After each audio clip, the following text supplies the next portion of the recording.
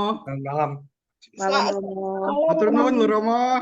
Ya, ya. Pinter banget sih Romo. Matur Iya, Selamat nuwun malam. sudah mau hadir, sudah berkenan hadir. ya, terima kasih Romo berkenan hadir bersama kami. Kami sangat-sangat bersyukur dan terhormat bisa bersama Romo Sindu pada malam hari ini.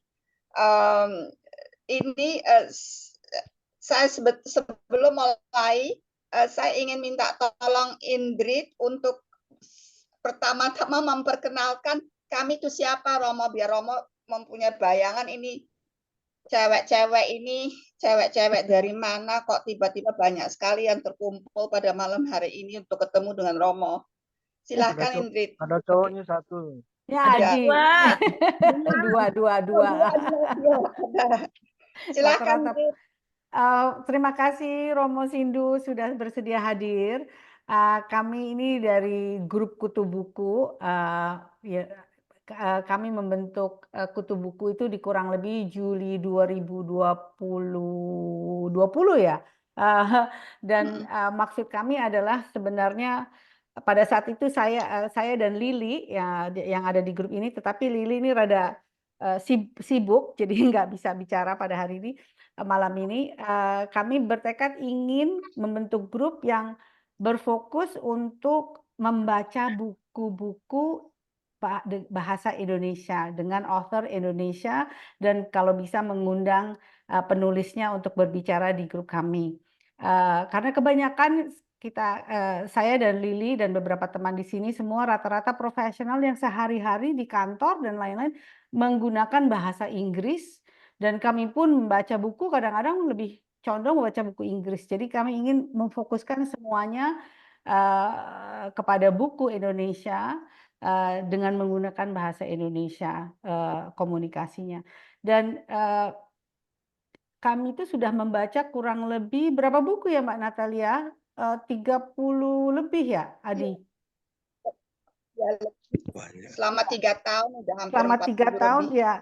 Dan buku-buku tersebut, apalagi penulisnya banyak yang datang atau ahlinya, itu kami belajar banyak sekali, belajar banyak mengenai apakah itu sejarah Indonesia karena banyak sekali buku yang ditulis di fictionalized, atau seperti ini perwayangan yang terus terang mungkin kalau bukan karena grup ini mungkin saya tidak baca. Jadi segitu aja cukup Mbak Natalia, mungkin ada yang mau ditambahkan, silahkan. Enggak, saya kira cukup itu sekelumit mengenai apa dan siapa Kutu Buku. Tapi sebelum kita mulai, izinkanlah saya untuk sedikit memperkenalkan Romo Sindu kepada teman-teman kalau Romo tidak keberatan. Jadi Romo Sindu itu nama lengkapnya adalah Gabriel Possenti Sindunata. Tentu seorang penulis yang kelahirannya di Kota Batu dekat Malang di Jawa Timur tahun 52. Romo ini lulusan seminarium Marianum di Lawang, Malang, kemudian melanjutkan di Sekolah Tinggi Driakarya di Jakarta, kemudian studi teologi di Institut Filsafat Teologi Kentungan, sampai pada akhirnya meraih gelar doktor dari Hochschule für Philosophie in München, Jerman tahun 92. Dan disertasinya tentang pengharapan mesianik masyarakat Jawa, dan disertasi ini baru saja diterbitkan oleh Gramedia dengan judul Ratu Adil, Ramalan Jayabaya dan Sejarah Perlawanan Wong Cili. Bukunya setebal ini, 3 cm tebelnya, tapi asyik untuk dibaca. Tentu Romo Sindunata dikenal sebagai seorang pastor Yesuit sebelum akhirnya memilih untuk lebih banyak berkarya di bidang sastra dan kebudayaan. Beliau terkenal dengan karya-karya yang berfokus pada tema-tema budaya, sosial, spiritualitas, mencakup berbagai genre seperti novels, essays, puisi, dan artikel budaya. Dan beliau adalah redaktur majalah Budaya Basis. Jadi suatu kehormatan bagi kami semua, Romo, bahwa Romo berkenan hadir.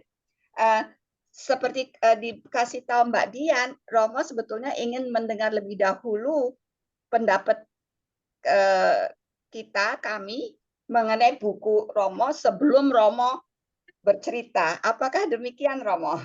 Benar-benar ya, supaya saya mempunyai sepintas kesan ya dari Oke, kalian ya. kalau gitu oke, mantap. Siapa yang mau volunteer lebih dahulu? Kalau nggak ada yang volunteer, aku akan unjuk nih. Boleh deh, Mbak. Siap. Kenapa Adi mau duluan? Boleh. Oke, Romo, monggo silakan. iya, Romo makasih karena saya belajar ketemu kata bajang dari Romo itu kebaruan menurut saya. Ya, karena itu saya nggak pernah dengar kata bajang sebelumnya, dan kemudian apa ini mungkin agak kesan cocok logi ya Romo ya. Tapi gini Romo, eh, saya sebenarnya saya kan pernah dengar ada versi Rahwana Putih Romo. Katanya kalau ada bukunya tapi saya belum sempat baca. Itu katanya kalau dalam versi Rahwana Putih itu Rahwana digambarkan sebagai orang yang tidak pernah mengganggu perempuan, bahkan Sita pun tidak pernah di berusaha dilecehkan oleh Rahwana dan segala macamnya gitu Romo.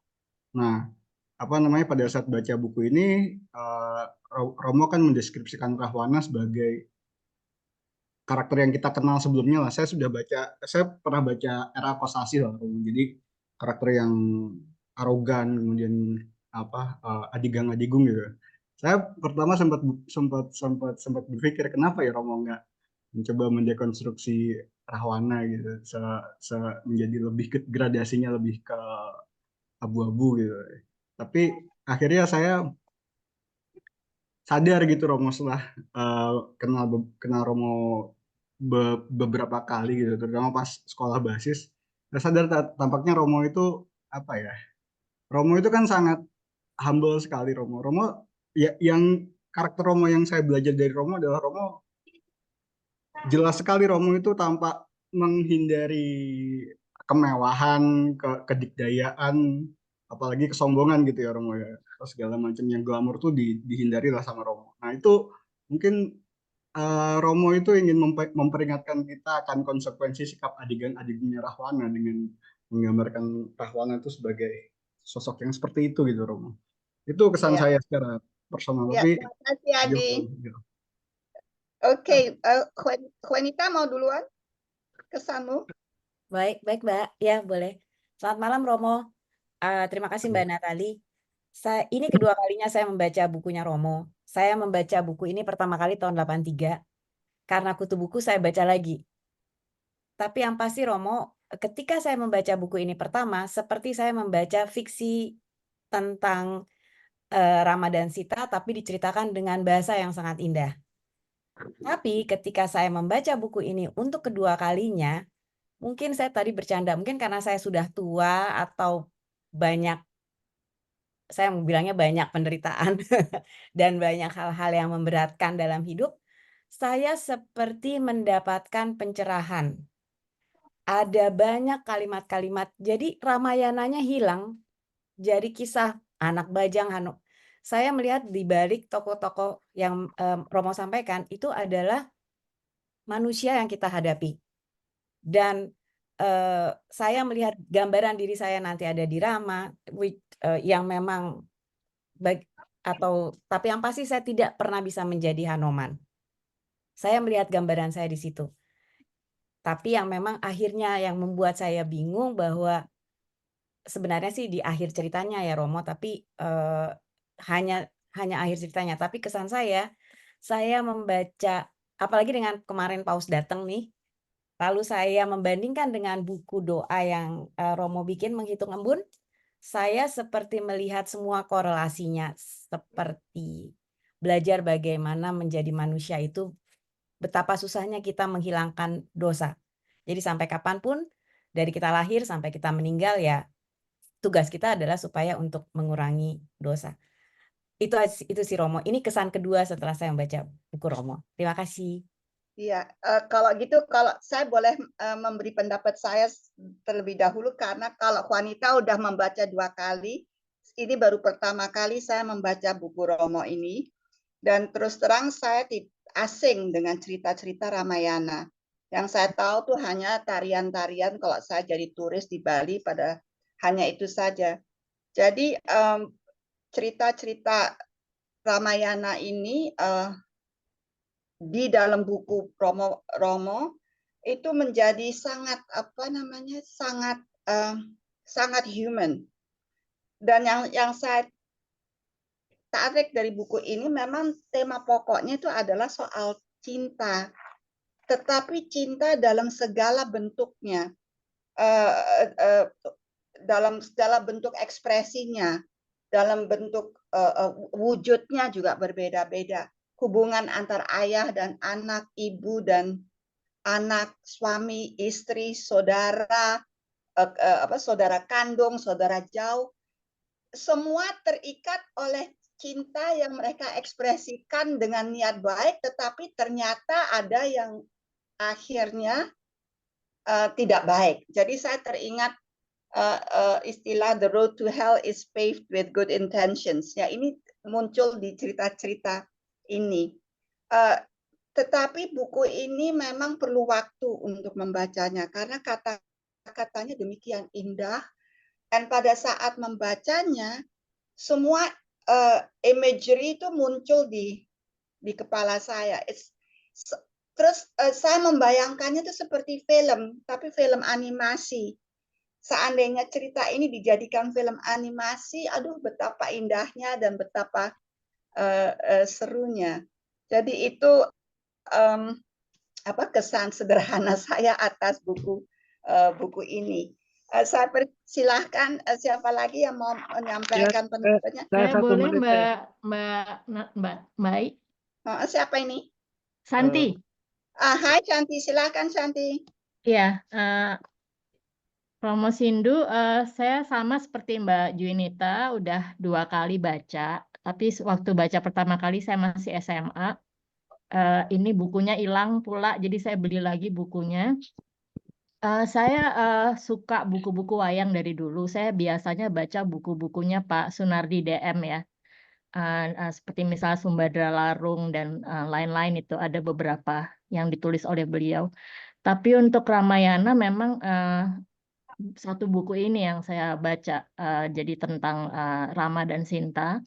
Saya suka sekali buku ini karena fokusnya buat saya yang banyak detail dan baru buat saya adalah pada keluarga dari Anomannya itu sendiri. Jadi Retno Anjani, kemudian Sugriwa, Subali, dan Anoman. Dan itu menarik karena selama ini nggak terlalu banyak yang menceritakan secara detail mengenai keluarga itu, lebih banyak fokus kepada Rama dan Sinta serta Dasamukanya begitu.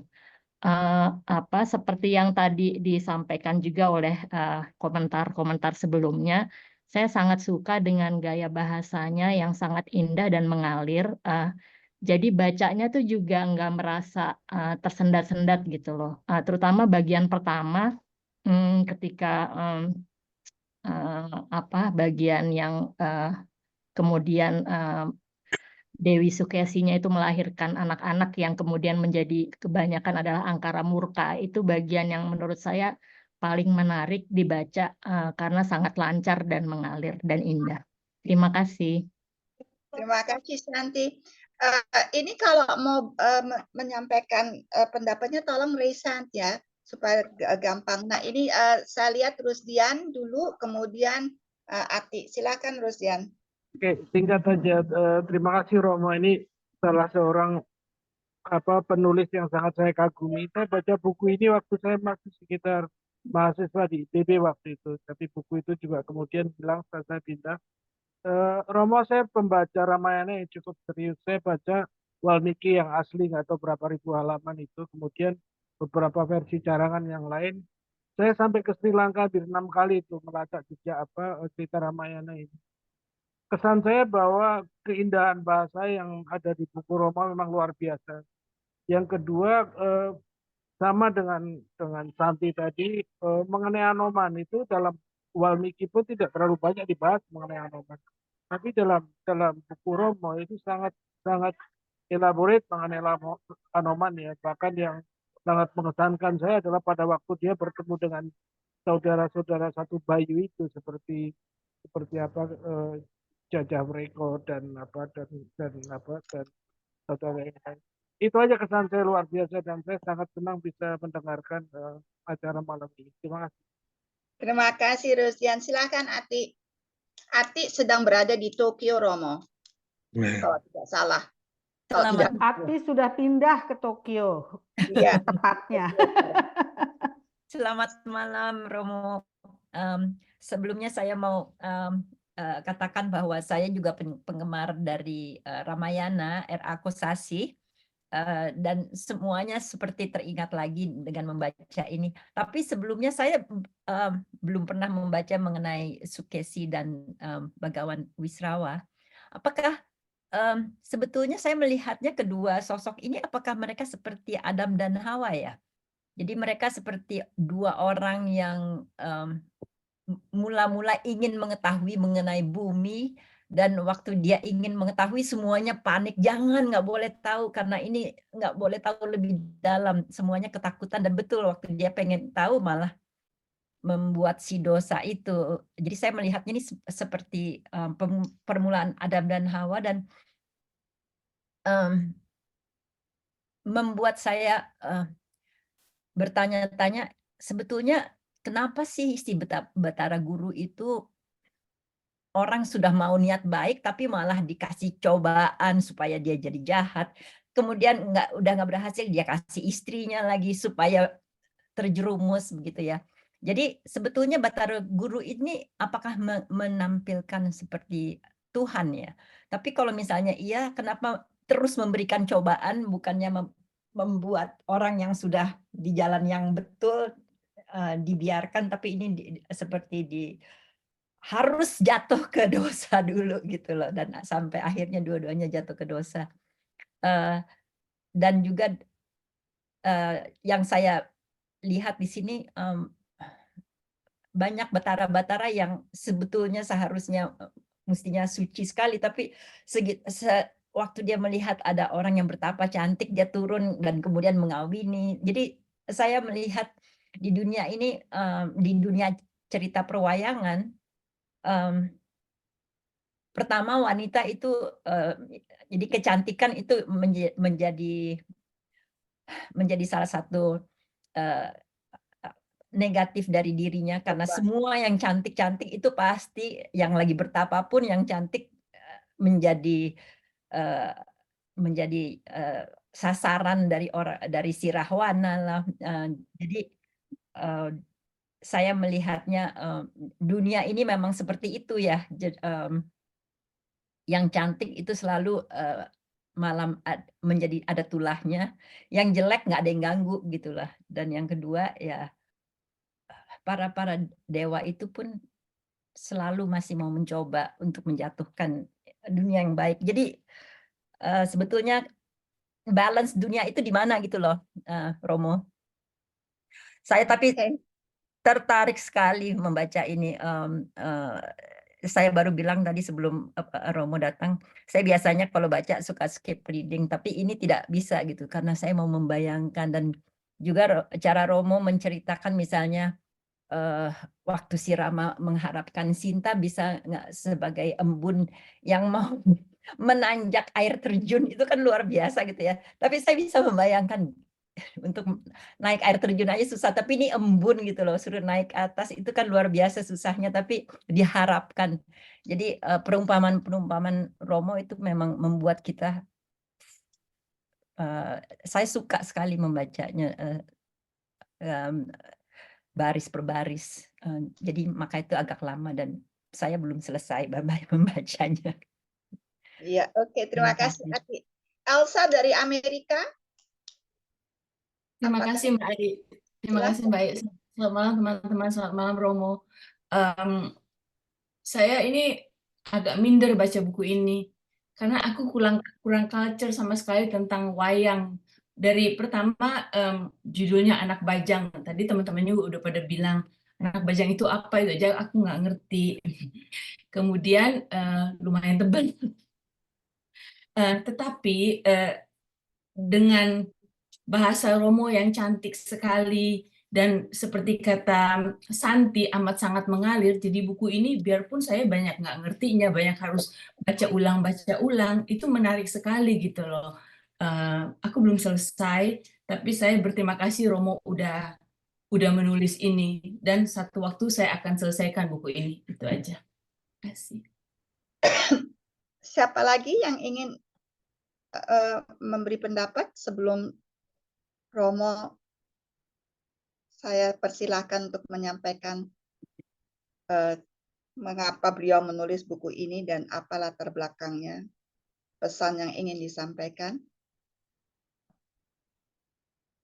Mbak Halida, apakah mau?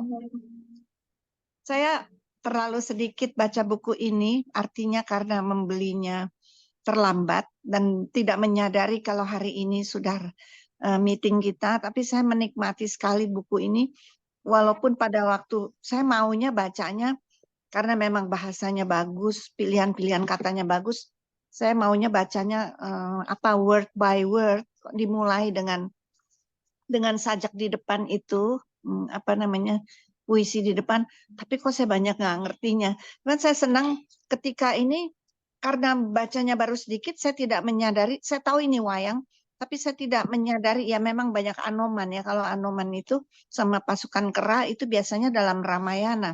Tapi karena saya waktu itu lebih baca Mahabharatanya R.A. Kosasi ya, dan Ramayana hanya di dalam teater-teater yang saya lihat, itu tidak membaca khusus. Jadi ada nama-nama yang sebetulnya familiar. Dan di sini jadi bisa pelajari lagi tentang wayang seperti Sukesi. Saya ingat, aduh guru saya dulu SD namanya Sukesi. Rupanya itu dari wayang begini. Terus ada yang si kembar itu, kembar perempuan itu 2 gitu ya. Yang terus dia masuk ke danau atau minum air danau gimana. Jadi, oh aduh menarik sekali gitu. Jadi saya juga loncat ke halaman 300 berapa yang dibilang ada strategi perang itu, 368 atau 348 yang Adi bilang. Nah, lebih dari itu, jadi saya coba pelajari, oh kalau caranya begini, terjadi begini gitu ya. Jadi strategi-strategi dalam wayang, selebihnya saya belum bisa memberi ini, hanya mungkin setelah membaca ini saya bisa memahami mengapa di Sri Lanka itu Rahwana adalah pahlawan. Karena kalau di kita taunya Rahwana itu jahat, dan ini si cantik ini Dewi yang diinginkan dari yang dikejar oleh siapa Wisrawa untuk putranya Danareja, tapi dia sendiri jatuh cinta. Itu jadi kita bisa pelajarin lagi gitu, kita bisa pelajari, oh begini karakter-karakter begitu ya. Jadi kayaknya memang manusia hidup dalam banyak sekali dosa dan setiap hari berdosa gitu. Cuman yang saya takut baca itu banyak darah itu. Segitu aja dulu. Makasih atas kesempatan Terima ini. kasih, Uni. Jadi demikianlah Romo beberapa pendapat teman-teman di Kutu Buku. Mbak Ai, Mbak Yo. Mona kayaknya mau komentar, Mbak Ai. Oh, Mbak iya. Mona. Mbak Mona. Aku baik. Enggak? Oke, sorry Mon. Silakan Mon. Makasih Mbak Ai. Satu lagi Romo, saya juga sebenarnya mengikuti teman-teman, tapi saya pada saat membaca buku ini lengkap dengan keindahan kata-katanya, saya juga banyak merefleksi diri ya. Karena selain beberapa kata seperti tadi sudah disebut merupakan doa, saya juga jadi berhenti sejenak gitu dan melihat hidup saya. Saya udah kayak gini belum? Jadi saya mau ngambil contoh aja karena saya ingin mengucapkan langsung kepada Romo betapa berartinya kata-kata Romo terhadap saya. Contohnya ini. Pada saat Anjani diharuskan berpisah dengan Anoman ya. Jadi Anoman, aku harus pergi meninggalkanmu. Kau harus menemukan jalanmu sendiri.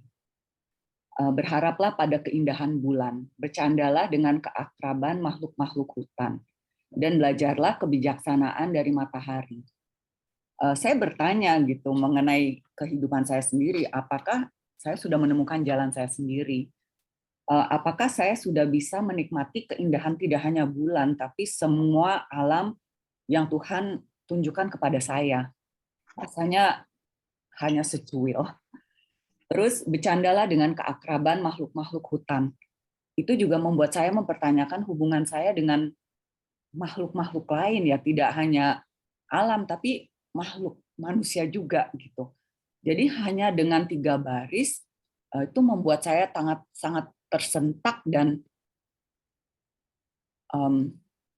bertanya gitu mengenai hidup saya dan apakah saya sudah memenuhi apa yang saya harus jalankan di hidup saya ini.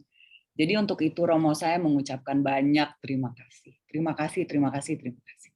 Terima kasih Mbak Ai, terima kasih teman-teman Kutu Buku, selamat malam. Terima kasih Mona. Jadi demikianlah Romo beberapa pendapat dari kita. Ini mengingat bahwa sesi-sesi kita ini biasanya sejam, diupayakan sejam saja supaya tidak terlalu mengganggu jadwal para narasumber kita. Ya saya persilahkan Romo untuk memberi kesan Romo atas kita semua. Bagaimana kesan Romo atas kita semua yang berusaha membaca buku Romo. Tapi saya ada satu pertanyaan Romo. Ini buku sudah dicetak 15 kali, ditulis 40 tahun yang lalu. Bagaimana saat Romo membaca buku Romo sekarang 40 tahun kemudian setelah menulisnya, apakah ada perubahan dalam bagaimana Romo memandang buku karya tulis Romo ini? Itu saja pertanyaan saya. Silakan Romo, monggo. Ini maaf sebelumnya, berarti kita sampai jam berapa ya Bu? Supaya saya tidak kemana-mana. Oh, kalau Romo mau kemana-mana kita juga nggak keberatan sebetulnya. Oh, iya, Biasanya sejam Romo, sejam lebih. Jadi sampai jam setengah 9. Oke, ya. Terima kasih ya Bu. Ya. Monggo. Ya, pertama-tama tentu saja terima kasih kepada ibu-ibu dan bapak dari Kutu Buku ini. Saya senang sekali boleh hadir di sini di hadapan Anda sekalian yang sungguh menikmati dan membaca dan mendalami buku-buku sastra yang kali ini adalah buku saya. Pertama-tama kesan umum setelah mendengar dari apa yang Anda utarakan, itu saya sendiri heran begitu ya, bahwa apa yang saya tulis itu bisa direfleksikan, bisa direnungkan, dan bisa dirasakan serta dibatinkan dengan berbagai macam perasaan, pemikiran, maupun teguran yang satu persatu sudah sedikit kita dengar tadi. Mungkin sebenarnya inilah kekayaan karya sastra ya. Lain dengan apa yang bukan sastra, memang kadang-kadang betul-betul di luar dugaan dan di luar pegangan si pengarangnya sendiri. Maka benarlah kalau kata-kata bahwa begitu karya sastra itu sudah keluar, penulisnya mati, gitu. Karena sebenarnya dia tidak menguasai lagi segala macam hal yang oleh pembacanya merasakan jauh melebihi apa yang mungkin waktu itu saya pikirkan begitu. Nah, hal ini itulah mungkin misteri karya sastra itu sendiri adalah misteri, dan buat saya dengan apa yang Anda katakan itu, saya percaya kalau ada yang menyebut karya sastra itu anugerah gitu. Karena namanya anugerah tentu bukan dari diri kita, tetapi entah dari siapa, sehingga kekayaannya melebihi dari maksud tangan atau pikiran si penulis sendiri. Ini yang saya rasakan dan untuk itu saya berterima kasih. Nah, hal ini mau saya kontekskan dalam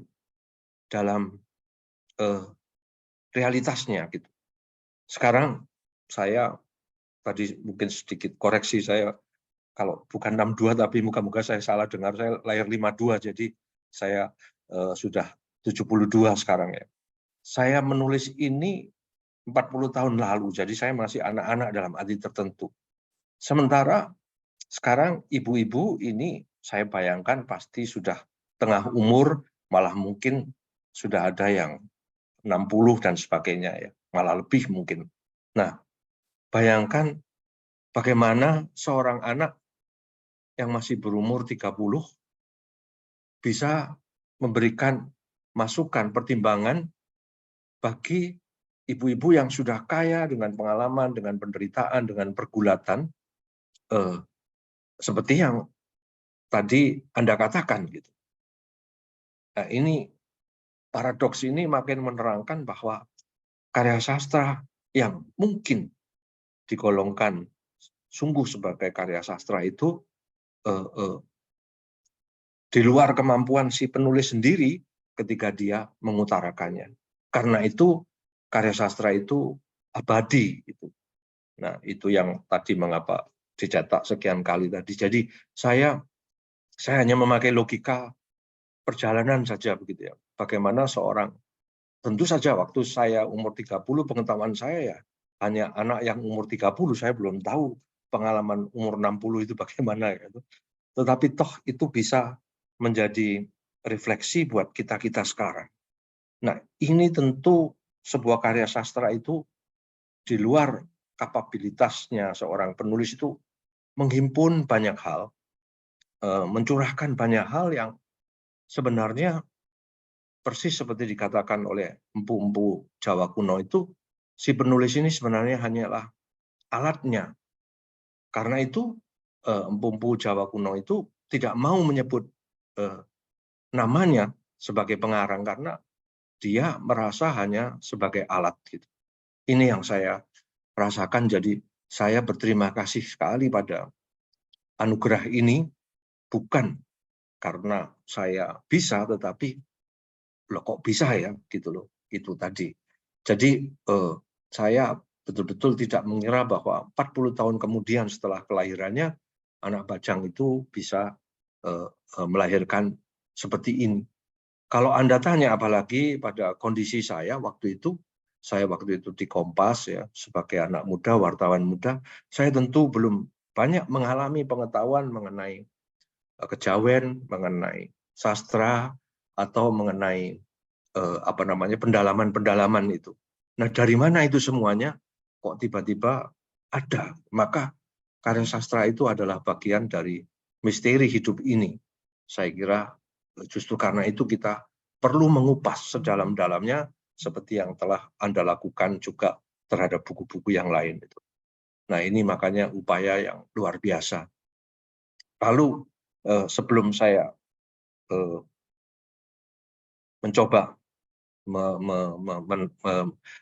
bukan menjawab atau menerangkan, tetapi mengkoneksikan diri dengan apa yang Anda katakan, dalam tor yang diberikan kepada saya, justru yang mau dikatakan itu sebagai awal, itu justru Anda sekalian mau betul-betul mendalami bahasa Indonesia, merasakan varian keindahannya, dan ini saya sangat berbahagia dan mendukung, bukan hanya mendukung, tapi heran bahwa bukan pertama-tama karya sastra atau konten yang ditonjolkan, tetapi keindahan bahasa. Nah, tanpa suatu keindahan bahasa, saya kira apa yang bisa saya sampaikan tadi tidak bisa, apa yang mau saya sampaikan tadi tidak mungkin bisa, begitu ya.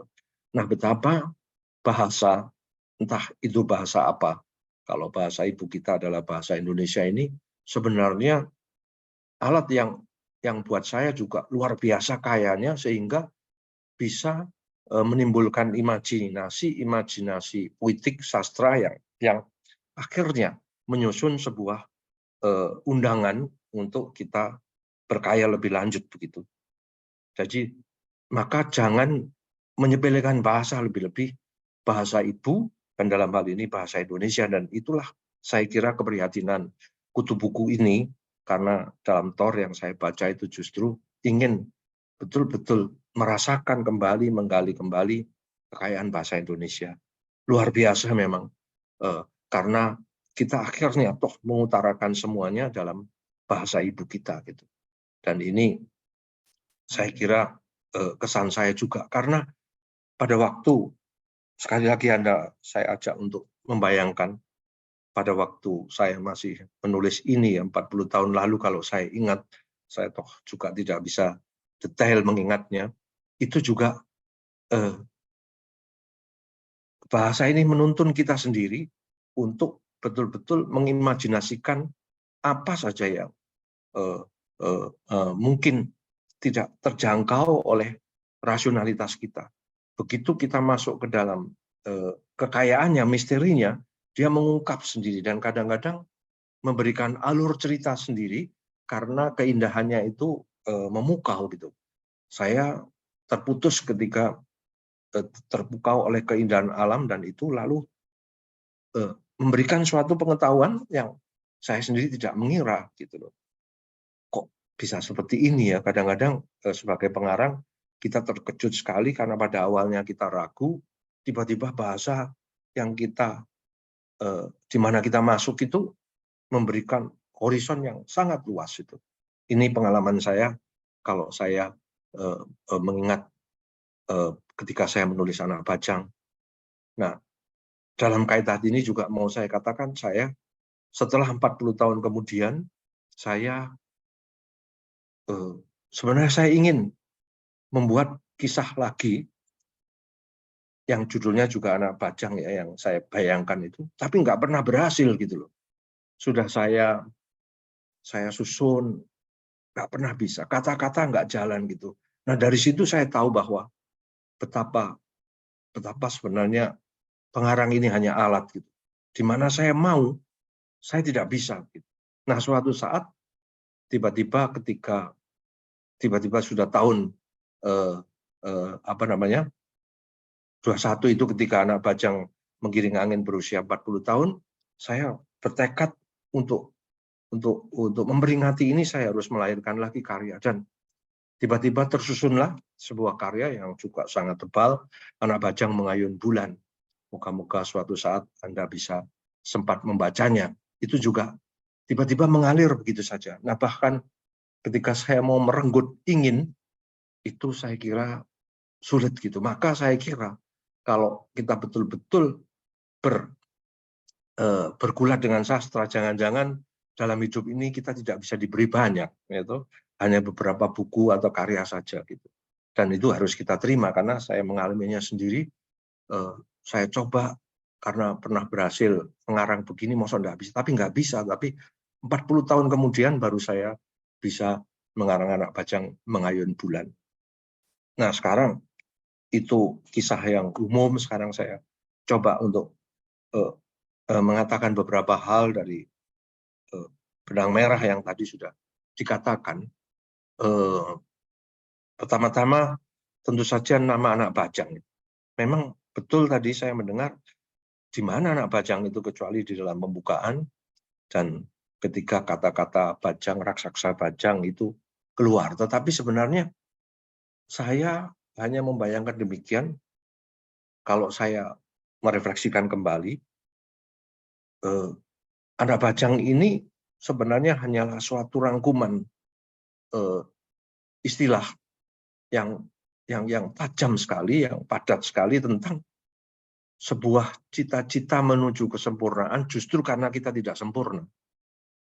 Nah, maka kalau toh saya mengatakan, apa toh yang harus kamu katakan dengan Anak Bajang, walaupun ada banyak varian-varian yang tadi sudah bisa kita kupas dari masing-masing kisah, itu adalah ini, manusia ini yang diciptakan sebagai ciptaan yang paling sempurna, dalam bahasa Jawa titah yang paling sempurna, itu justru sering menyia-nyiakan kesempurnaannya. Akal budinya, perasaannya, hatinya, itu disia-siakan.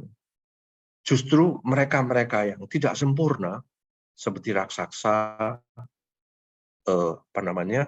kera, itu dengan tulus mencita-citakan kesempurnaan. Maka kalau Anda melihat, itu yang teringat pada saya, pahlawannya dalam cerita Anak Bajang ini bukan para kesatria itu, tetapi justru tadi disebut Anoman, raksasa-raksasa kecil yang akhirnya mendukung itu semuanya.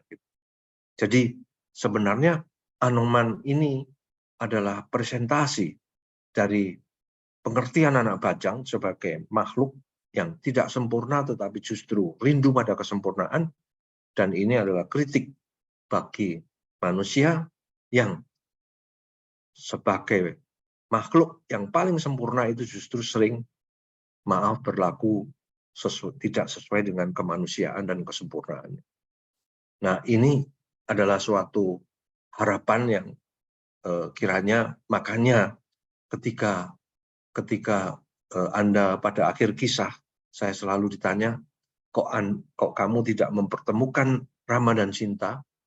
Saya mengakhirinya dengan Sinta dibakar. Itu justru karena itu tadi ya, ini juga terus terang aja pembelaan terhadap perempuan yang begitu tabah, karena apa arti semua pengorbanan kera, raksasa mati sebegitu banyaknya, di tengah mereka dipertemukan, akhirnya si Rama ini hanya curiga apakah kamu masih suci atau tidak. Itu saya kira menyakitkan bagi seorang perempuan yang harus betul-betul berhadapan dengan segala macam kesulitan dan kesusahannya, hanya dituduh dan dicurigai. Maka dia justru menantang, sekarang saya bakarlah, kalau memang saya habis ya betul kamu, kalau tidak ya sudah gitu. Lalu saya selesaikan dengan dibakar, dan tidak jelas apakah ketemu atau tidak lagi, tetapi semuanya ini ditertawakan oleh anak-anak Bajang ini berupa kera, raksasa-raksasa yang bermain tadi itu. Ini memang suatu drama yang luar biasa begitu. Jadi kalau dalam ceritanya sendiri, atau Sinta itu dibakar atau dipertemukan, menjadi romantis sekali, tapi saya biarkan itu menjadi suatu pertanyaan, apa gunanya ini semuanya gitu loh. Semuanya disia-siakan hanya karena karena ego yang begitu kuat dari si Rama ini untuk menuntut segala-galanya dari seorang perempuan yang sudah begitu banyak berkorban. Itu kebaruan yang mungkin saya rasakan di sana, karena banyak sekali yang mempertanyakan, kamu kok tega tidak mempertemukan kembali gitu. Ya, saya silahkan pembaca menjawab setelah kisah itu gitu.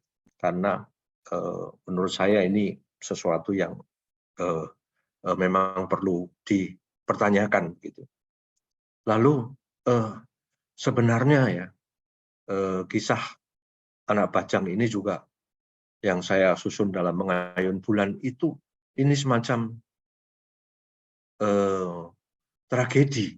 Kalau dalam mitos-mitos Yunani itu ya, tragedi itu malah memberikan refleksi yang mendalam, bukan pertama-tama terhadap tentang pesimisme, tapi tentang kemanusiaan, melebihi kisah-kisah novel yang biasa. Sebenarnya ini semua adalah tragedi gitu ya, akhir tadi itu. Lalu juga kalau saya bisa kembali sedikit mengingat mengenai sastra Jendra, tadi sudah dikatakan mengenai Adam Hawa, pengetahuan baik dan buruk. Kalau di situ seorang Begawan Wisrawa yang mau mencari menantu, malah dia terjatuh dengan calon menantunya. Itu sungguh kadang-kadang di luar kekuasaan manusia kita ini terjatuh gitu. Sebenarnya hanya misteri ini yang mau saya jawab. Maka tadi kalau dikatakan dosa berulang kali, ya ini realita kita gitu. Kita ini selalu merasa diri bisa suci, murni, tetapi sebenarnya realita kita ini adalah ini gitu loh. Maka ini sebenarnya harus kita akui dengan rendah hati supaya kita bisa menerima kerapuan kita ini. Kalau tidak, kita menjadi manusia-manusia yang sangat sombong, seakan-akan kita kuat. Jadi itu intervensi dewa dan sebagainya, saya kira hanya cara-cara mitos untuk menghidupkan suatu dramatik bagaimana akhirnya manusia ini tidak tahan terhadap godaan. Gitu. Siapa yang menggoda, akhirnya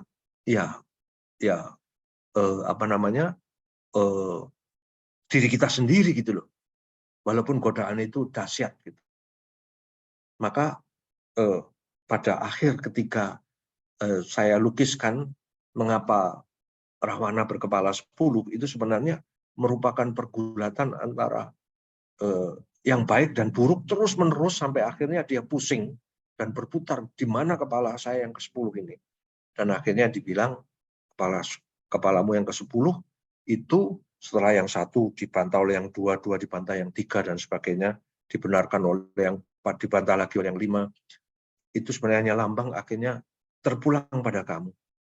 Dan dia akhirnya memutuskan tidak, saya mesti begini gitu. Dan itu lalu terjadi tragedi itu. Sama saja dengan Wisrawa dan ini. Jadi suatu misteri, maka sebenarnya sastra Jendra Ayoningrat Pangurating Diu itu adalah untuk meruat dosa itu. Tidak mungkin manusia ini meruat dosa kalau tidak yang di luar kita yang ilahi ini. Tapi kita ingin itu, makanya dia ingin diwedar, jatuh dia begitu.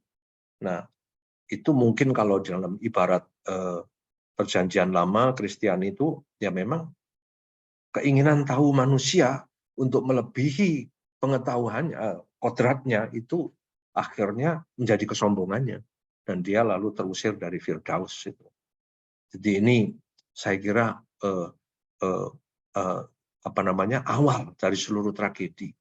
Nah, bahkan waktu saya melihat kembali belum lama ini dipentaskan mengenai Cupu Manik Astagina yang dibuang oleh pendeta itu dan akhirnya diperebutkan oleh anak-anaknya, itu menjadi dramatik sekali karena sebenarnya itu juga karena iri hati, karena mengapa si Anjani ini dia dapat melihat isi dunia yang lainnya tidak bisa dan terus marah, akhirnya si ayahnya membuang itu dan mereka masuk ke telaga Swala itu dan akhirnya menjadi kera. Dramatik sekali bagaimana manusia akhirnya menjadi kera dan ini adalah perjalanan yang panjang sampai nanti selesainya kisah Ramayana ini gitu.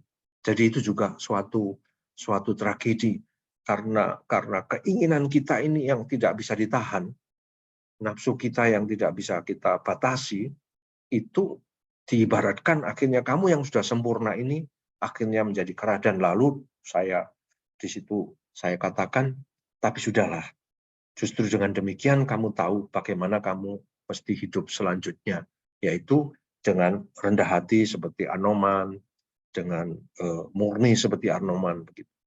Nah ini karena itu memang banyak sekali yang terkesan pada tokoh Anoman di sini mungkin bukan pertama-tama karena tokoh si kera yang bernama Anoman ini, tapi karena ini menyentuh pengalaman hati kita masing-masing mengenai sebenarnya manusia itu di dalam hakikatnya yang terdalam adalah kerendahan hati, makhluk yang sebenarnya berdosa tadi suka dikatakan ya.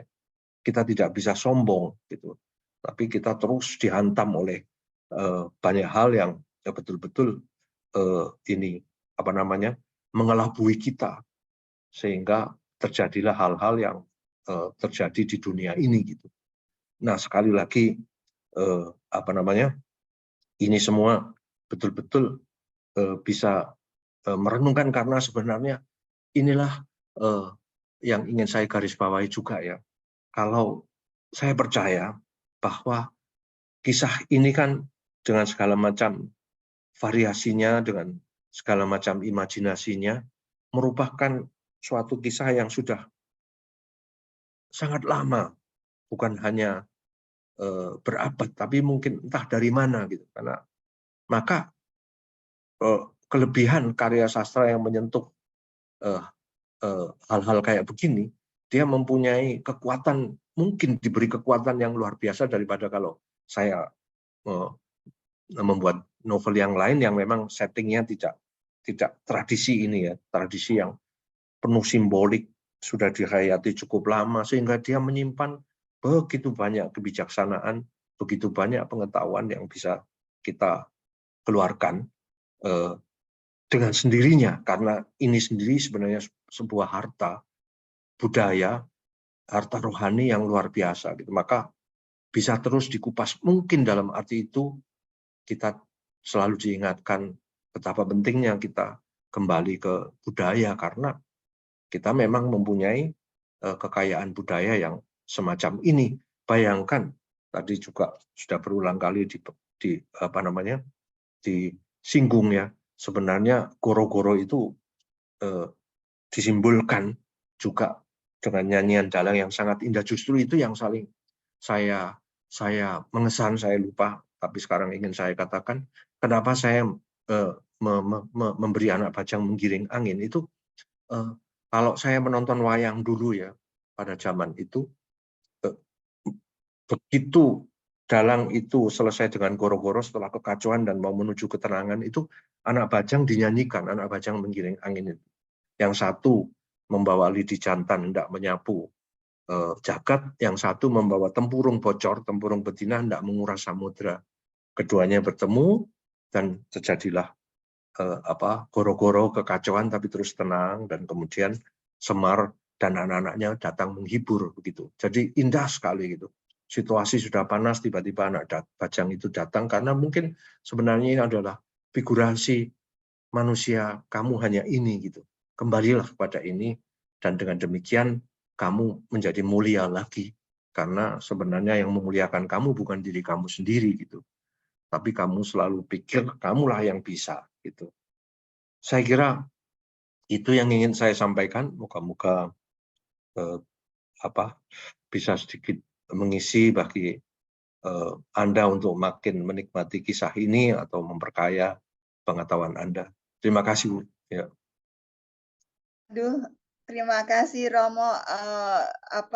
Saya kira semua yang mendengarkan apa yang telah disampaikan Romo menjadi langsung merefleksikan diri kita sendiri. Bagaimanakah perilaku kita sebagai manusia. Saya ingat ibuku selalu bilang, kamu tuh dari semua sifat manusia, satu sifat yang kamu tak boleh itu adalah kesombongan. Itu yang selalu diajarkan ibuku. Saya jadi ngelamun kemana-mana. Ini ada Adi raise hand, kemudian Ati juga, monggo silakan Adi. Mbak Ati dulu, Mbak. Oh oke, Ati silakan Ti. Sedikit saja Romo, mengenai biasanya kan di cerita atau di agama ya, kita tuh diajarkan kita untuk maksud yang baik itu ada Tuhan yang baik, tapi ada juga Tuhan yang jahat gitu ya, yaitu setan gitu. Jadi permintaan yang jahat itu selalu didengar oleh setan. Tapi di buku ini permintaan yang jahat dan yang baik didengar oleh satu Batara Guru. Jadi seolah-olah kalau misalnya kita permintaan itu sebegitu besarnya, seperti Rahwana, dia ingin sekali kekuasaan, dia diberikan kekuasaan itu walaupun dengan menangis. Jadi si Batara Guru ya kalau tidak salah menangis karena dia harus menyerahkan kesaktian ini ke Rahwana yang sudah bersemedi lama sekali sehingga dikabulkan. Jadi menarik sekali bahwa yang jahat dan yang baik itu berdoa ke satu Batara, di mana Batara itu akan mengabulkan kalau saja keinginan seseorang atau seorang raksasa itu sebegitu besarnya, sama besarnya yang baik dan yang jahat akan diterima, dan walaupun dia tahu ini pasti akan digunakan dengan jahat. Jadi bukan oleh setan, Tuhannya yang jahat, tapi Tuhannya sama begitu loh. Nah ini Romo Sindu melihatnya dari segi apa, atau ini memang ada di ajaran Hindu, atau memang dari Romo mau memperlihatkan dunia yang lain? Saya baru melihat seperti ini. Terima kasih. Oke, langsung Adi, biar sekaligus saja. Oke, makasih Bu Natalia. Makasih Romo Sindu buat penjelasannya. Pertanyaan saya yang pertama, ini Romo mohon rekomendasi buku otentik Mahabharata dan Ramayana versi Jawa dan versi Indianya gitu untuk dibaca Romo. Kira-kira apa? Saya baca era Kosasi soalnya, tapi itu kan apa namanya, itu versi yang tidak bisa dikutip lah untuk tulisan akademis bahasanya gitu Romo. Terus yang kedua, di halaman 438 itu Romo kan memasukkan formasi Cakrabyuha Romo. Nah, mohon koreksi Romo, setahu saya formasi Cakrabyuha itu baru diungkap itu di Mahabharata Romo. Itu seingat saya, mohon koreksi sekali lagi Romo. Seingat saya itu yang mengajarkan Dorna dan apa namanya, dan formasi itu digunakan untuk menjebak Abimanyu. Yang paham itu kan cuma yang paham cara membuka dan menutup formasi itu ada Arjuna, Krishna, Abimanyu cuma tahu masuk tapi nggak bisa keluar gitu.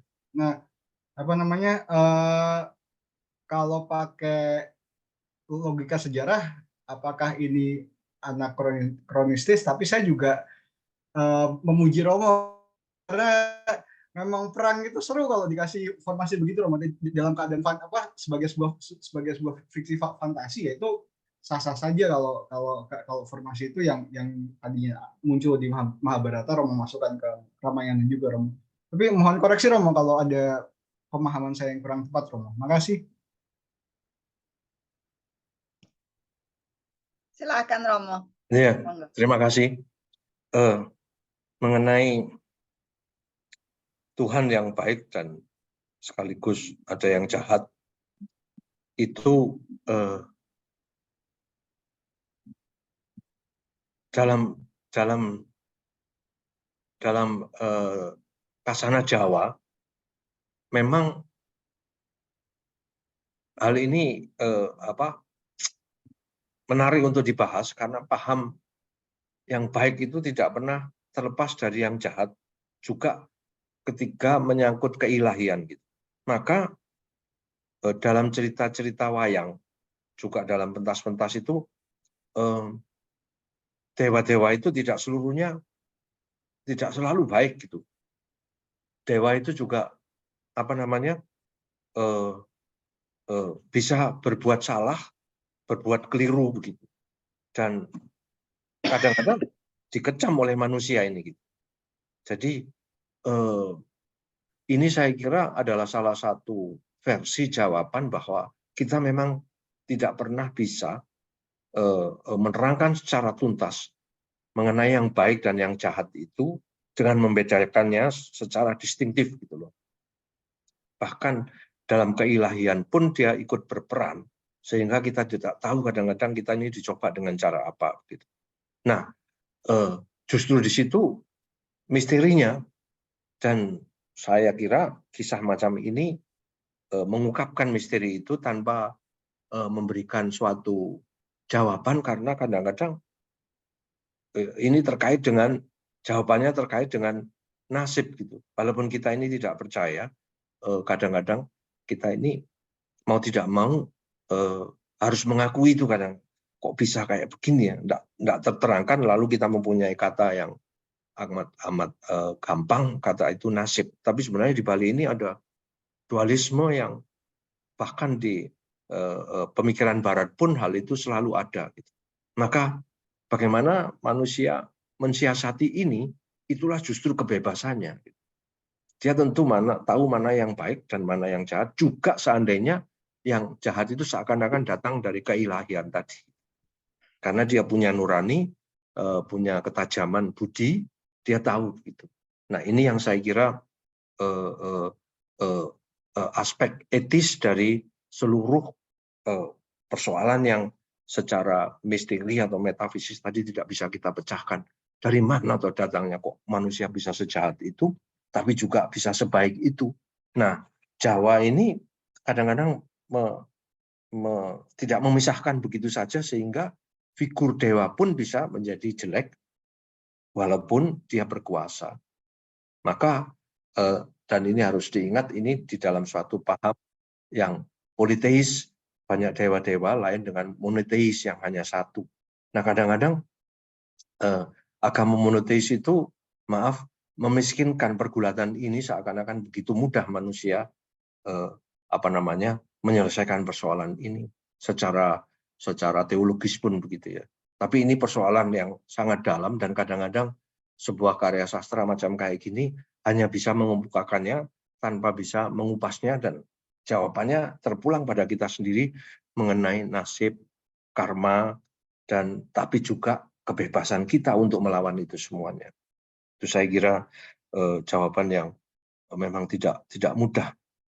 Lalu mengenai buku Ramayana yang Jawa itu, saya sendiri juga, maaf Mas Adi, saya juga tidak tahu itu, karena nyaris tidak ada ceritanya yang sudah selalu Anda baca seperti Kosasih atau pokoknya cerita wayang Anoman itu anaknya siapa, begini-begini. Nah, yang saya punyai justru hanya itu gitu. Tapi dengan dulu sering beberapa kali mendengar dunia wayang tidak langsung mengenai Ramayana, tapi dunia pewayangan sendiri yang dipentaskan, saya mempunyai imajinasi banyak hal untuk mengeksplorasi apa yang sebenarnya dengan sangat apa adanya dikisahkan, seperti karangan Pak Sunardi apa itu ya, ini.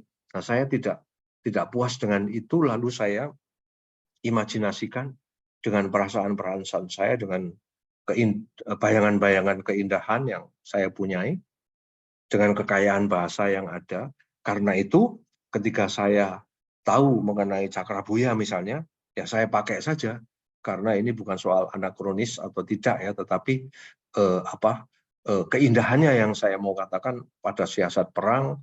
Mungkin si pengarang tidak tahu ini, ya saya coba aja, karena buat saya perang pun itu ketika diceritakan dalam bahasa, dengan bahasa, itu bisa sangat indah gitu loh. Tidak hanya sekedar itu kekejaman itu, ada unsur-unsur di mana manusia ini menyusup dengan keindahannya. Karena itu bahkan di dalam kekejaman yang paling kejam pun kadang-kadang manusia masih bisa menemukan butir-butir kemanusiaan dan keindahan itu. Di mana saja ada gitu. Maka di dalam perang pun, kenapa dulu Empu Jawa kuno itu bisa melukiskan dengan siasat-siasat macam kayak begini, ya saya ambil saja kalau ini memungkinkan untuk makin menerangkan, makin memperjelas apa yang saya mau. Demikian. Makasih. Matur nuwun Romo, makasih. Ya, sama-sama ya. Ada lagi yang mau bertanya atau berkomentar? Aku Mbak Nat. Silahkan Herda. Ya, Terus terima kemudian habis kasih itu Angelik ya. Mbak Natalia. Silahkan Herda. Ya. Herda, Angelik, kemudian Lili. Ya. Terima kasih kesempatannya. Selamat malam Romo. Sangat menyenangkan sekali mendengar keterangan Romo tadi. Waktu membaca Anak Bajang Menggiring Angin ini saya bacanya masih di Kompas. Jadi putus-putus ya, karena menunggu terbit lagi sampai suatu saat saya agak terhenti membacanya Romo. Nah, jadi ini kesempatan lagi untuk mengulang, baca lagi. Kalau dulu rasanya belum melihat hutannya, baru berjalan di antara pohon-pohon. Jadi sekarang setelah mendengar penjelasan Romo jadi semakin jelas. Yang saya ingin tanyakan, bagaimana Romo menjadikan tokoh-tokoh di dalam cerita ini punya pemikiran dan pendapat seperti itu, karena cerita ini sebenarnya kan sudah lama sekali ya Romo ya. Tadi Romo juga sebutkan bahwa ini sudah ratusan tahun kali ya sudah ada ceritanya. Nah, dan asal muasalnya katanya dari India kan ini. Jadi bagaimana Romo mengisi tokoh-tokoh di dalam cerita ini, sepertinya itu memang ada dalam kehidupan. Tadi kalau Romo bilang di Jawa ya, sepertinya malah seperti itu ya Romo ya. Terus bagaimana mereka bisa berpikir, berkata-kata seperti itu 40 tahun lalu kan Romo menulis buku ini. Jadi luar biasa kalau menurut saya pemikiran-pemikiran seperti itu bisa keluar dalam tulisan ini Romo. Boleh dijelaskan Romo? Terima kasih. Silahkan Angelik. Oke, makasih. Terima kasih Romo Sindu, bukunya menarik banget. Saya seperti baca buku filsafat sampai bacanya sampai jam 2 pagi. Sampai berapa malam kayak gitu, nggak bisa lepas soalnya bukunya. Langsung aja sih, ini ada beberapa yang tadinya saya mikir udah kayak berpikir secara kayak baca buku telenovela kayak gitu. Karena terus di sini ada suatu caption yang Bibisana bercerita tentang si Rawana, tentang anaknya, tentang si Indrajit itu yang sebenarnya kan jadi kayak anak buatannya si Wibisana, karena anaknya Wibisana ternyata perempuan yang lahir dan kemudian mau dibunuh sama Rawana. Jadi kemudian Wibisana merubah anak itu menjadi laki, yang jadilah dia namanya Indrajit, tapi terus kemudian anak yang perempuannya disembunyikan oleh Wibisana.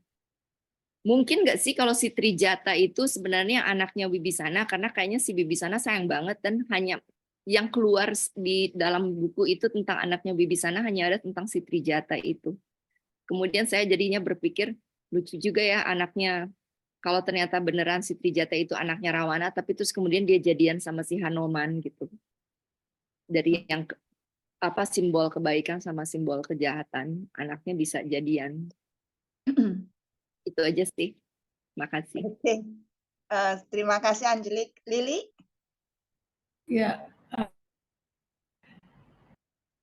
Ya, Romo Sindu, pertama-tama saya ucapkan terima kasih karena saya menyiapkan TOR kemarin dan ternyata TOR saya dibaca dengan seksama sekali. Jadi saya dan Indrit adalah pendiri dari kutu buku ini. Tadi belum bisa hadir, baru sekarang masuk. Berterima kasih sekali.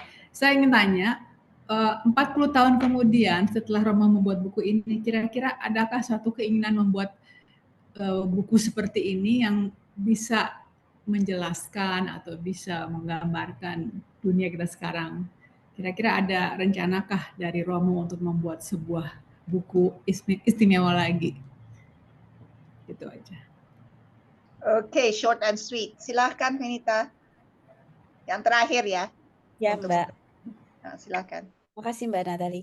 Romo, saya itu kesulitan sekali mengerti makna yang hendak Romo sampaikan di akhir cerita. Di akhir cerita karena di situ kan digambarkan, aduh spoiler nih, digambarkan bahwa kera-kera raksasa dan yang anak-anak yang jadi yatim piatu, itu mereka bisa tidak peduli dengan apa yang terjadi ketika Sinta itu dibakar.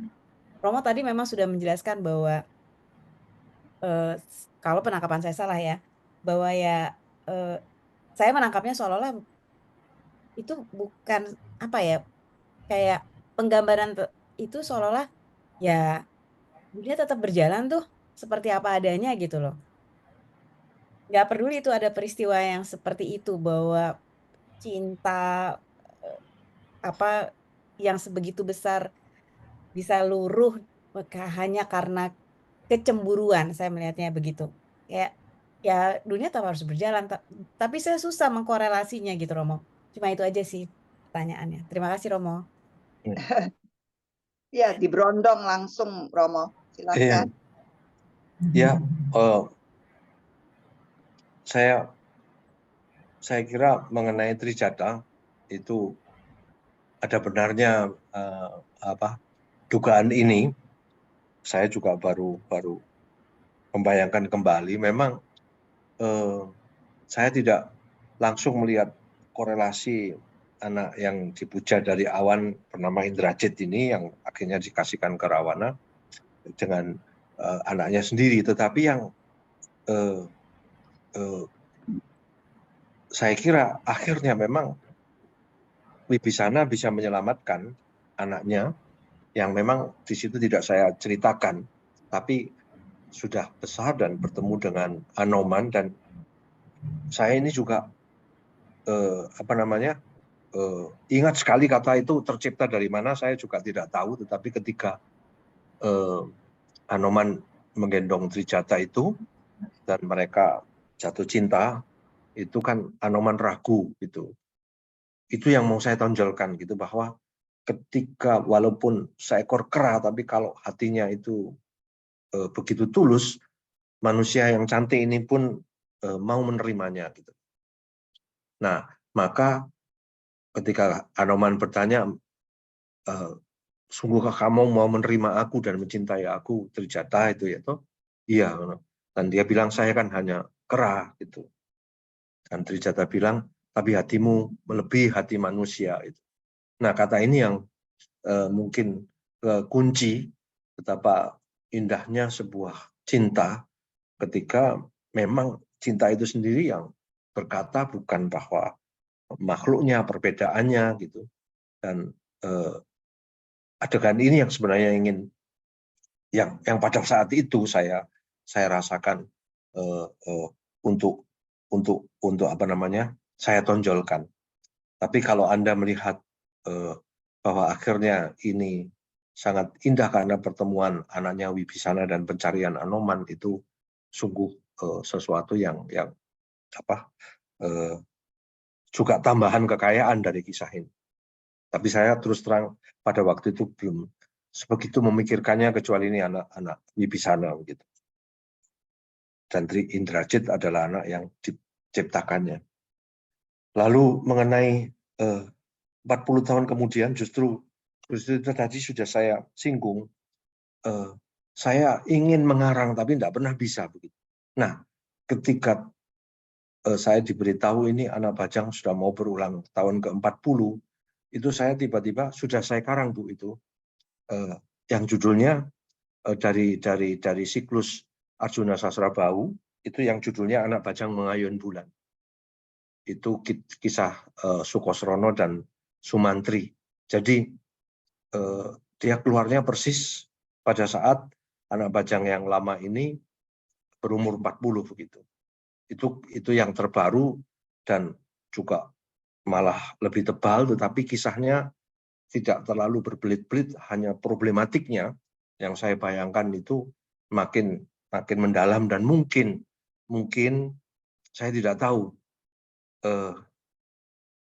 yang mana yang lebih menarik begitu. Kalau saya ingat dulu saya tidak mempunyai perangkat apa-apa, tentu ketika saya 40 tahun berlalu saya mempunyai sesuatu, apakah itu akan lebih menarik atau tidak itu terserah pembaca bagaimana mengapresiasinya. Tapi buku itu ada, judulnya Anak Bajang Mengayun Bulan. Itu saya sangat senang dengan judul ini, bagaimana anak Bajang ini mengayun bulan. Itu. Lalu terima kasih, memang sungguh keindahan bahasa itu jangan kita lupakan. Syukur ini digariskan di dalam Thor untuk pertemuan ini. Lalu mengenai pertanyaan yang terakhir, memang tidak bisa dikatakan, kesannya memang business as usual, semuanya sudah kayak begitu aja. Tetapi saya katakan sebentar, ini mau habis baterainya.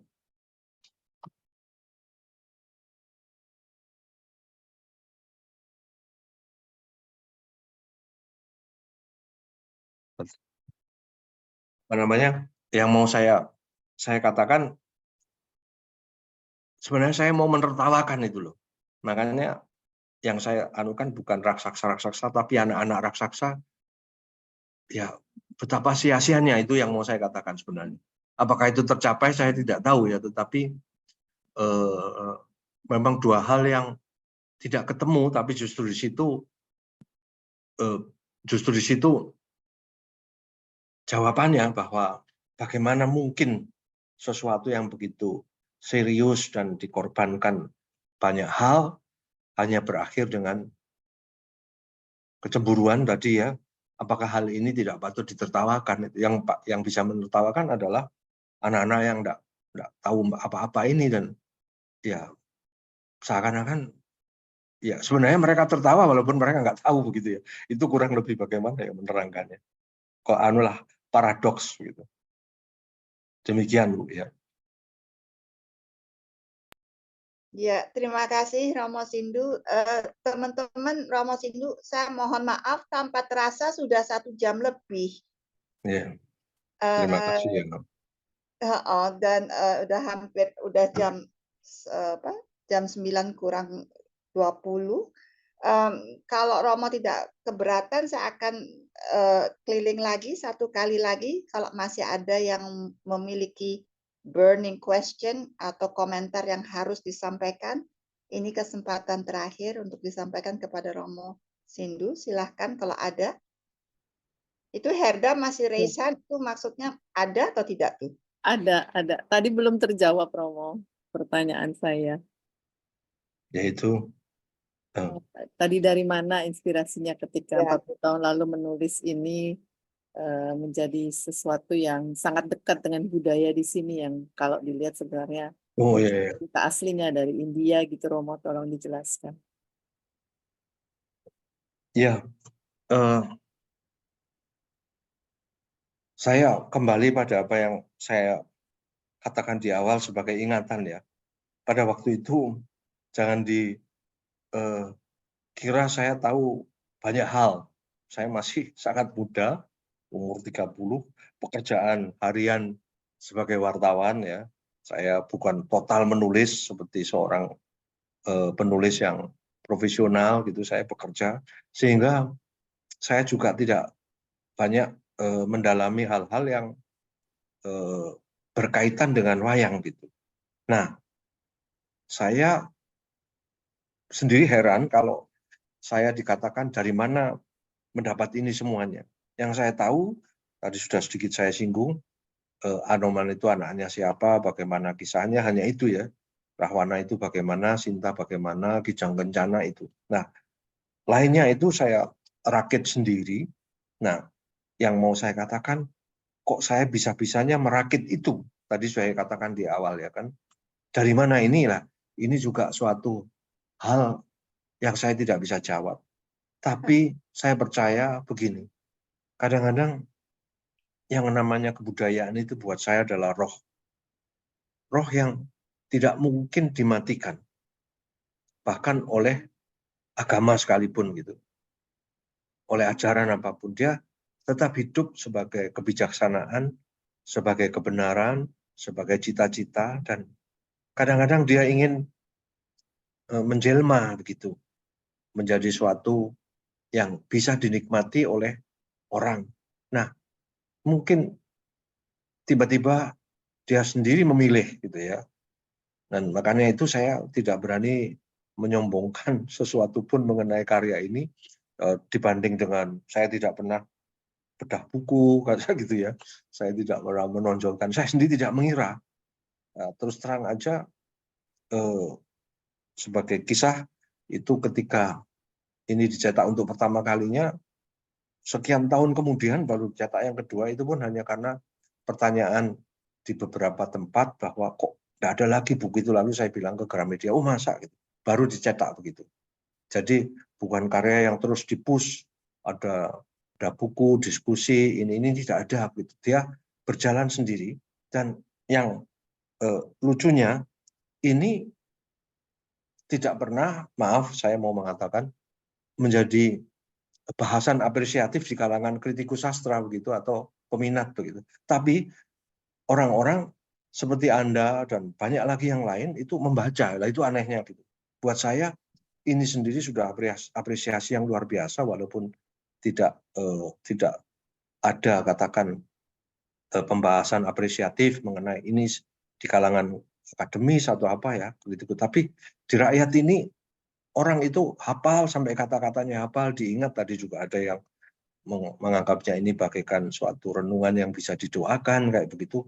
Ada yang mengidentifikasikan dengan Anoman sampai dia mengatasi keraguannya, itu justru orang-orang biasa. Nah, di sini saya makin yakin bahwa yang namanya roh itu tadi kadang-kadang memakai. Karena itu saya tadi sudah menjelaskan, ketika saya memaksa untuk membuatnya lagi, saya tidak bisa sama sekali. kata-katanya nggak keluar, plotnya nggak bisa. Ini gimana lalu macet, saya ulang lagi nggak bisa lagi. Tapi 40 tahun kemudian tiba-tiba pena ini gampangnya tangan saya bergerak lagi dan menjadi anak bajang mengayun bulan. Entah hasilnya gimana, tapi pokoknya kurang lebih saya sudah menumpahkan gitu. Nah itu yang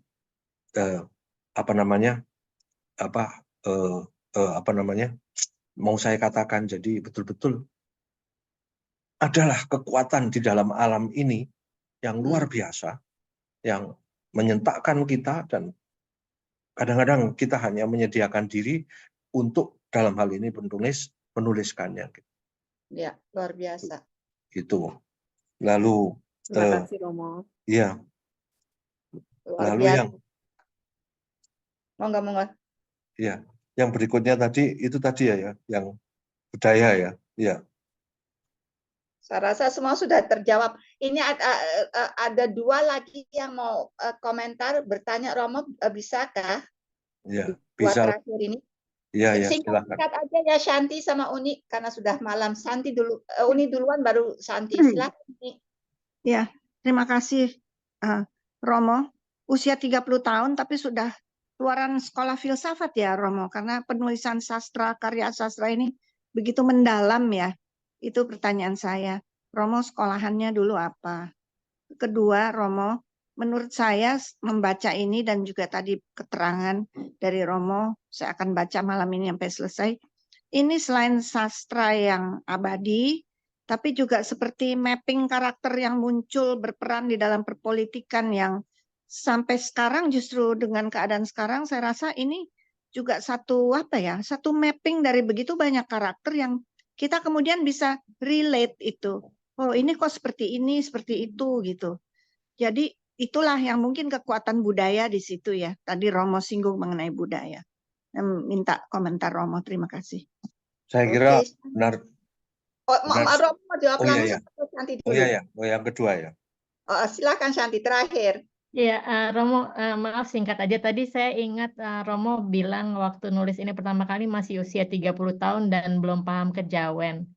Apakah sekarang Romo sudah lebih paham, dan bagaimana buku ini kalau Romo melihatnya? Apakah ada yang akan Romo ubah buku ini kalau menyangkut kepada komentar tadi soal kejawen? Terima kasih.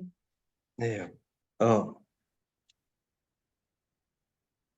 Mengenai memang latar belakang saya filsafat, jadi saya masuk sekolah filsafat tahun 74 ya, pada waktu itu sarjana muda, terus melanjutkan lagi sambil bekerja di Kompas, STF ada sarjana, saya masuk di sana gitu.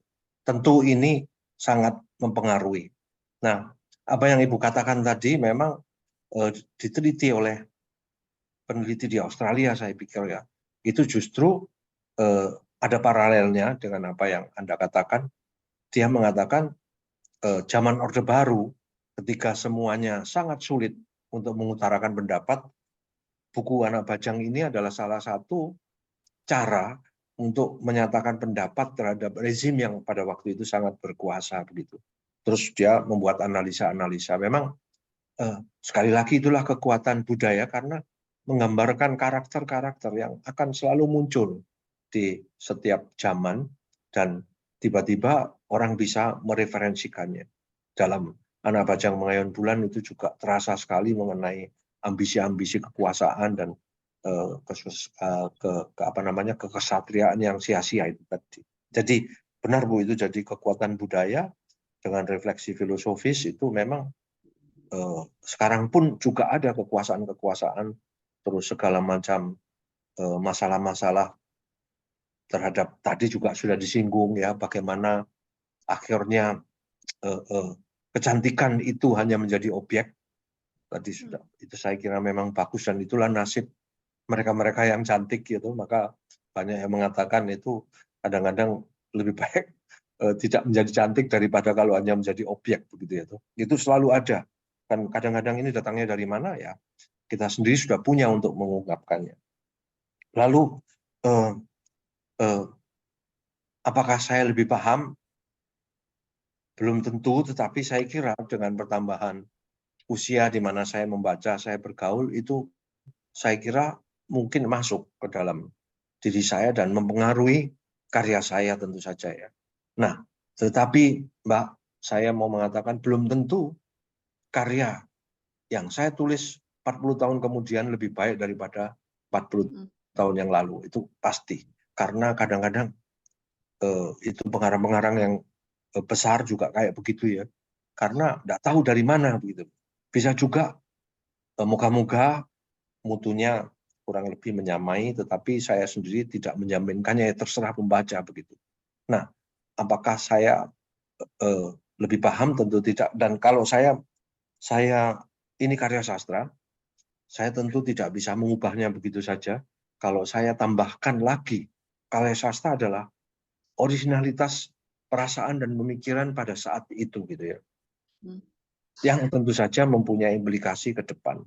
Nah, kalau saya paksakan dengan refleksi-refleksi lagi dan saya mikir, saya bangun lagi kisah itu, rasanya saya nggak tega dan sudahlah. Itu yang dulu ya begitu. Kalau saya bisa buat baru, mungkin bisa, mungkin tidak, tetapi paling tidak saya mencobanya sudah dengan Anak Bajang Mengayun Bulan itu. Bagaimana, apakah ini lebih? Saya nggak tahu, tetapi kalau toh saya dikatakan mengoreksi pasti tidak, menambahkan pasti tidak dari yang lama, tetapi saya mencoba mengolah secara baru, membuat sesuatu yang baru dengan kondisi 40 tahun kemudian dibanding dengan Anak Bajang. Terima kasih ya. Terima kasih Romo. Terima kasih Romo. Nah, demikianlah pembicaraan kita malam ini. Sekali lagi Romo, terima kasih atas waktu yang diberikan. Dari apa yang disampaikan Romo, ini buku ini betul-betul merupakan suatu karunia bagi kita semua. Apabila kritikus tidak menghargainya, kami sini semua amat sangat menghargainya. Dan banyak pembelajaran yang dapat kita peroleh dari buku ini. Sesuai tradisi Romo, sebelum kita berpisah, kita berfoto dengan memegang buku yang telah kita bicarakan. Nah, ini semua sudah memegang bukunya. Yang moto siapa Ki? Saya bisa foto. Oke, terima kasih Ati, tolong. 1, 2, 3. Iya. Terima kasih. Sudah semua? Semua screen udah, Rita, bukunya mana Rita? Sama Mona. Oke, satu kali lagi bukunya. Semua bukunya sudah. 1, 2, 3. 1, 2, 3. Oke. Oh, Inggita ada. Bukunya lain sendiri. Iya, yang lama itu. Terima kasih. Terima kasih semua. Terima kasih sekali lagi. Terima kasih. Sama-sama ya, sama-sama. Terima kasih teman-teman. Terima kasih Adi, terima kasih juga Di. Terima kasih. Selamat malam. Terima kasih Selamat malam ya. moderating. Ya. Terima kasih Romo. Mari ya. Terima kasih. Sama-sama. Terima kasih Romo. Ya, salam ya. Hebat Romonya. Sehat selalu Romo. Terima kasih. Terima kasih ya, makasih. Makasih Romo. Ya, makasih. Semuanya pamit. Kasih. Ya. Ya Romo, terima kasih. Sampai ketemu lagi ya. Romo, ternyata kami udah membaca 50 buku. Oh, 50 ya, banyak sekali ya. Luar biasa ya. Aku punya bukunya Romo. Oh, yang Mengayun Bulan ya. Iya. Belum dibaca. Ini dulu lagi. Ya, makasih ya. Saya masih berjuang dengan Ratu Adil, Romo. Oh iya. Mana Ratu Adil belum? Ya. Belum selesai. Iya. Terima kasih. Mari Romo. Mari Romo. Ya.